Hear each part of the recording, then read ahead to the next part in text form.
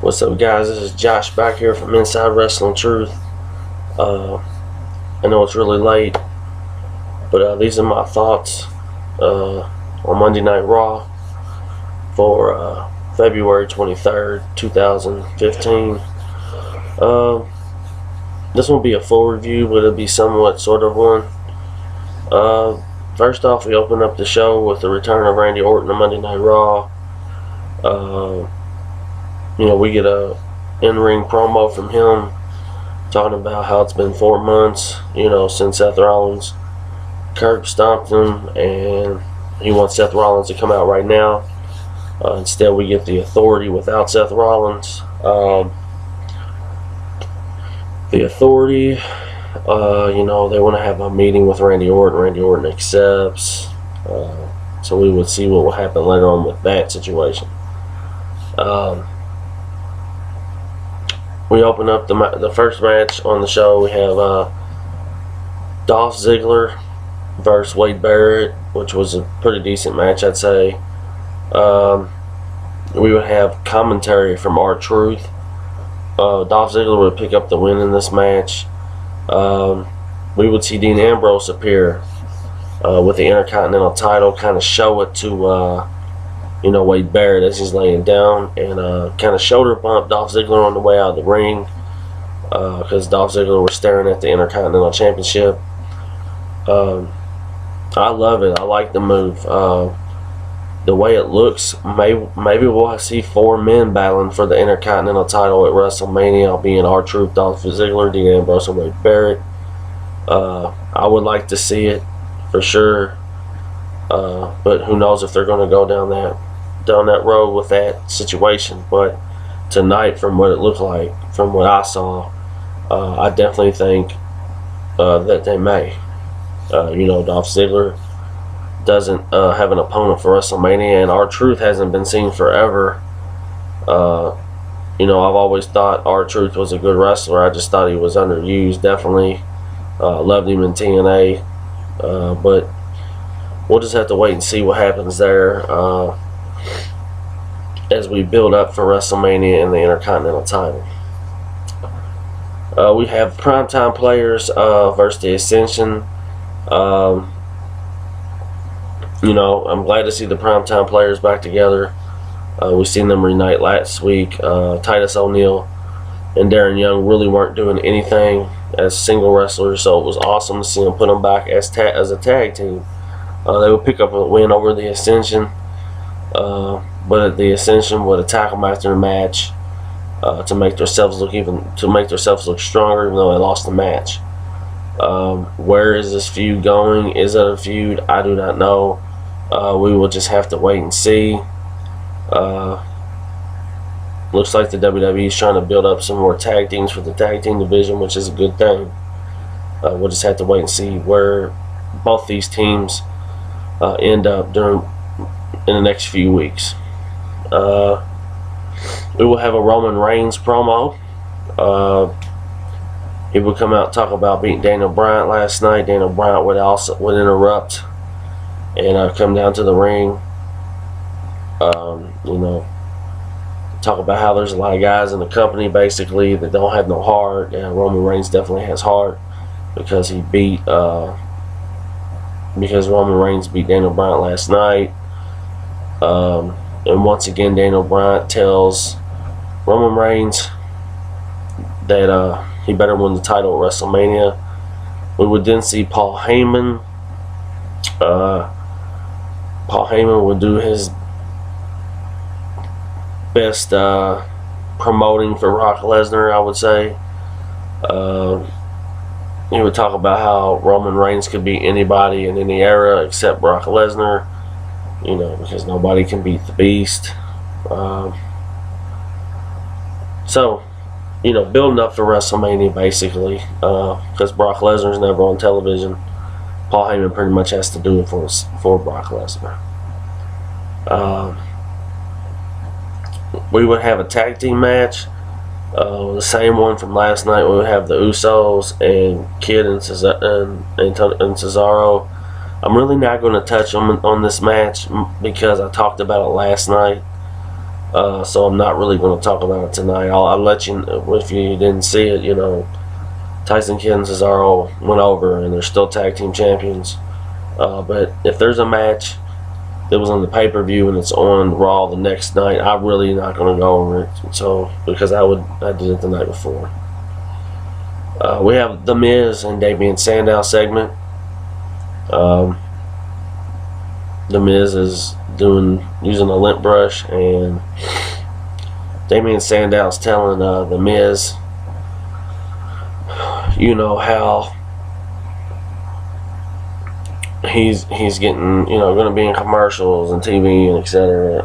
Both of these men, by the way, are going to be in the Andre Giant Memorial Battle Royal. I would have liked to have seen it been a one-on-one match,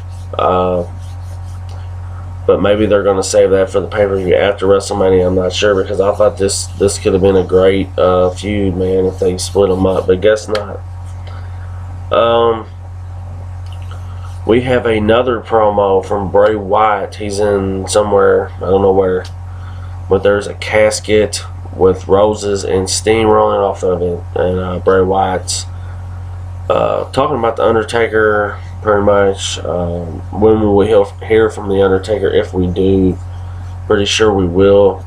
Can't wait. I know Undertaker's up there in age, but I just really want to see this match. I love this. I love it. Bray Wyatt's witty. You know what I'm saying? And I think it could really, we could see some good story out of this angle. We have Stardust versus Jack Swagger. This match wasn't very long. They had started wrestling, and Goldust's music would hit. It would distract Stardust. He would fall down, and Jack Swagger would pick up the win for the ankle lock. So we're seeing a little bit more out of these two, which I think will lead up to a great match at WrestleMania. I'm a big fan of this angle. Then we have a John Cena in-ring promo. He's talking there for a while, and then he's interrupted by Rusev, which would stay up on the ramp by the Titantron and talk. These two would go back and forth for about 15 minutes, actually. I liked it, but I just thought it was too long, if that makes sense. That's the only complaint I have about that. I thought it was too long. But I thought Cena did a really good job on the mic tonight.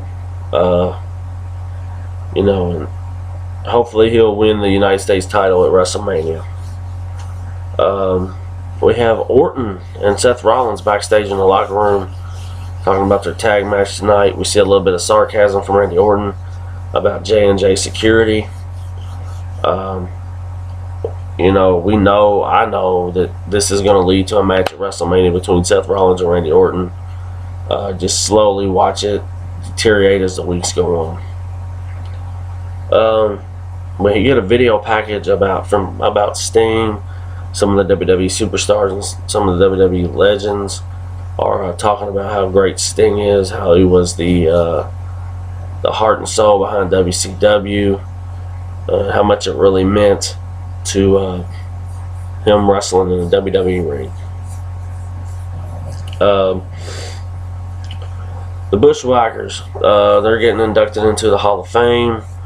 I heard this last week that this was going to happen, and I wasn't real happy about it, to be honest with you. I thought there were several tag teams that definitely should have went in before them. The Steiner brothers, the number one tag team in my opinion that should go in before all of them, then was Demolition, Rock and Roll Express, Nasty Boys, etc. But if you look at the whole picture about the Bushwhackers or the Sheep Herders, whatever you know them as, they had done a whole lot in their career before they ever got to the WWF. Just look up the history. They've made their mark everywhere, all over around the world. They've had tag belts. They never really did a whole lot in the WWF. They were more for the kids, and they were entertaining. You know, I remember when they won WrestleMania match against the Usos at WrestleMania 5. I met Luke of the Bushwhackers. If you're friends with me on Facebook, the picture's on there if you want to check it out. He was a fucking awesome dude. You know, so congrats to those dudes for making the WWE Hall of Fame. And that's just my thoughts on that. We have Curtis Axel in the ring, talking about how he's going to be in the Andre the Giant Memorial Battle Royal. Talking about how he still hasn't been eliminated from the Royal Rumble. Ryback's music hits. They have a match. It's a squash match. Ryback destroys him. Maybe Ryback will win that this year. Who knows? Then we go to the main event. We have Roman Reigns and Daniel Bryan versus Orton and Rollins. This match would go back and forth all over the place. Then there towards the ending, we would see Orton getting ready to do his DDT off, you know, the ropes as traditional. That's how he does it. And Rollins would tag him from behind. Orton would deliver the DDT, get out of the ring, you know, and say, screw this. We start to see problems between Orton and Rollins. I love it. And at the end, nothing comes out of it. They tease us a little bit more. And Orton, you know, taps Rollins and leaves. So we're seeing a tease. WWE is going to give us a tease with this feud. I thought this Raw was a so-so show. I didn't think it was bad at all. I thought it was definitely better than what I've seen the last 2 weeks. Only complaints on this show that I have, really, or I thought the Cena and Rusev segment was way too long. And I don't want to see the same match I seen the night before on the pay-per-view, but I'm not going to be as hard on this show as I've seen some guys on here be tonight. But that's their opinion, and I respect it to the fullest. This is just my thoughts and my opinions on the show.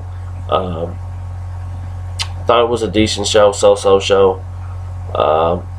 We'll just have to wait and see what happens next week on Monday Night Raw. But I guess I'm going to get out of here, get some sleep, and I'll see you guys tomorrow. Peace.